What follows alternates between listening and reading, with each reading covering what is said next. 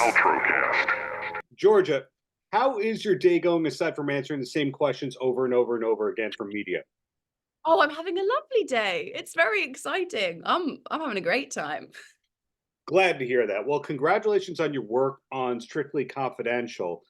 Filmed entirely in St. Kitts and Nevis, or is it just part of it? Entirely, whole thing. And what a place to be. Oh my goodness. Yes, stunning location. Was really blessed to work there. I had the pleasure of going to a music festival pre-COVID there. Absolutely beautiful beaches and all that. Now, had you been there before? Or was this your first time? No, I'd never been to the Caribbean before.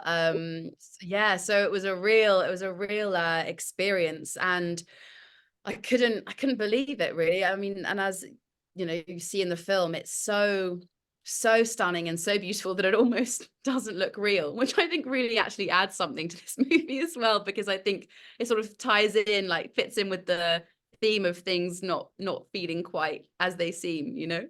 Sure. Did the destination, was it written into the script when you got it, or did it just say Caribbean beautiful place? I mean, I think Damien definitely had the island in mind, for sure. And you can see why. Like it really fits with the tone of the film. And it was it was just magical to be there and to do those scenes there. Mhm. And I think it really worked. How did you first encounter Damien?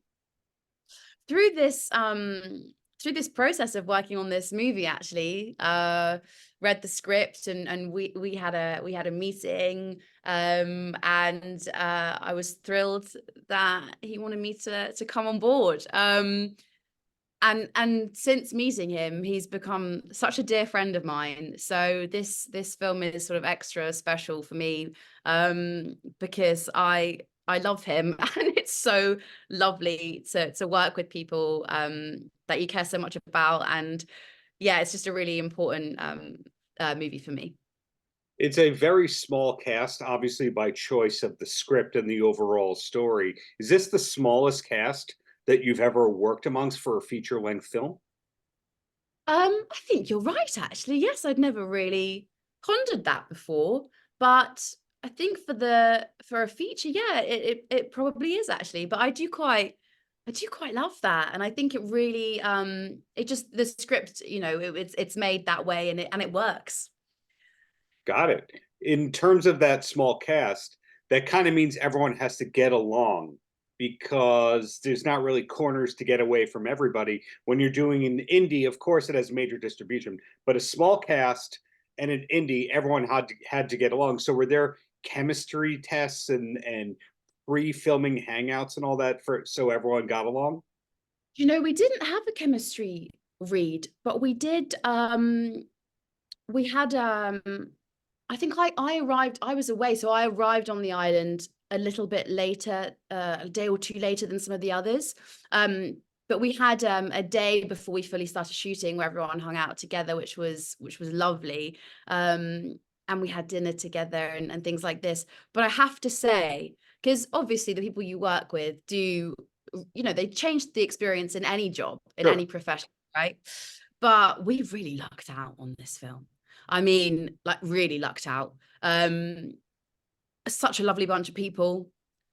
No, like there was no, you know, you often think, oh, well, they're, you know, someone that, but everyone was so nice, and it really made it such a joy. And especially, like you say, with such a small cast, that would have been it would have been a bit more difficult if that wasn't the case.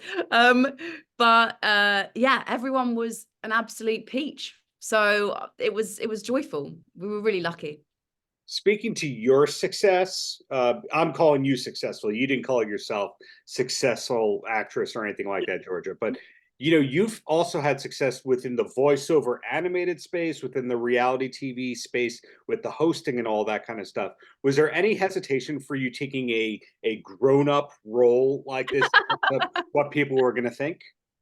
I mean, I think I've always enjoyed I like working in all, you know, in all genres of film. I've really had great time on sort of in presenting roles in the past, and I love animation.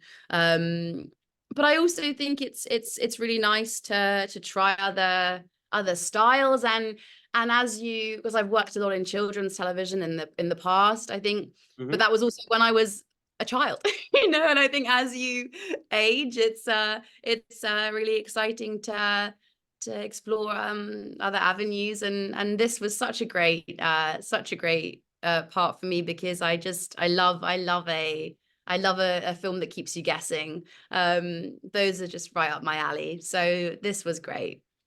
And further to you and your career, this film, if my research is correct, you filmed it in 2022, so year and a half to 2 years ago, that kind of a thing. So for us, it's a new movie. For you, it's an old movie.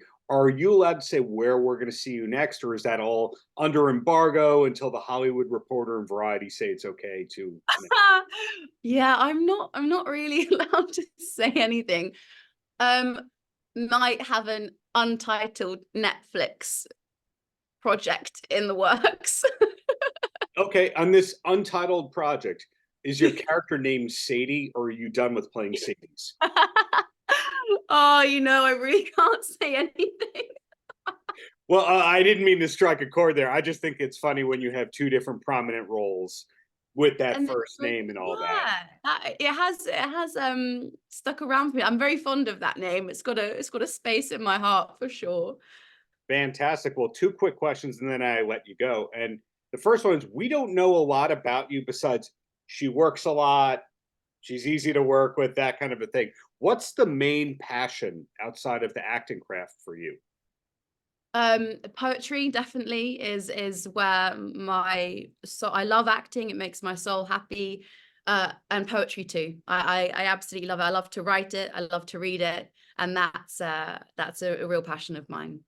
This isn't the last question, but does that mean a poetry book or a collection, or your poetry may be read in a big way somewhere in the future?